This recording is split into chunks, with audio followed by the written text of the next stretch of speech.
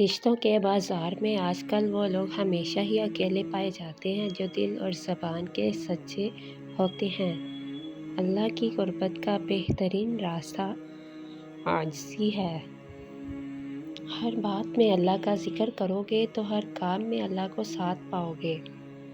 درد اللہ سے بانٹ لو تو روح کو بھی سکون آ جاتا ہے۔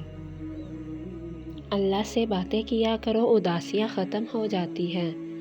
یا اللہ، جو سر تیرے سامنے جھکتا ہو اسے دنیا والوں کے سامنے سے جھکنے سے بچا، آمین۔ اللہ کا خوف دل میں ہو تو لوگوں کے معاملے میں دل خود بخود ڈرتا ہے۔ سکون انسان کا کمال نہیں بلکہ رب کی عطا ہے۔ بے شک جو سہنا سیکھ جاتے ہیں وہ کہنا چھوڑ دیتے ہیں۔ اللہ کے لیے جینا انسانوں کے لیے مرنے سے بہتر ہے، بہت بہتر ہے۔ ایک خاموش گفتگو اللہ سے دل کی کتنی الجھنیں دور کر دیتی ہے۔ دنیا والے چہرے اور مال کو دیکھتے ہیں، عرش والا دل اور اعمال کو دیکھتا ہے۔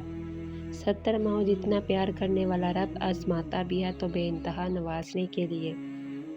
جب آپ کسی کے راستے میں روشنی کرتے ہیں تو آپ کا اپنا راستہ بھی روشن ہو جاتا ہے۔ دل اسی سے لگاؤ جس نے دل بنایا ہے۔ انسان جب اچھا سوچتا ہے اللہ خود ہی راستے بنا دیتا ہے۔ اللہ آخری امید نہیں، واحد یقین ہے۔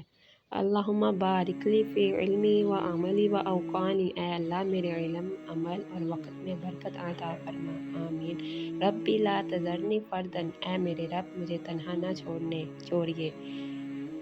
وہ چیزیں جو ہم خرید نہیں سکتے، دوست، محبت، امید، خواب، صحت، خوشیاں، وقت۔ انسان بچ سکتا ہے تکبر سے اسلام کے ذریعے، مصیبت سے صدقے کے ذریعے، بیماری سے دعا کے ذریعے، غصے سے صبر کے ذریعے۔ بے شک میرے رب کی ذات۔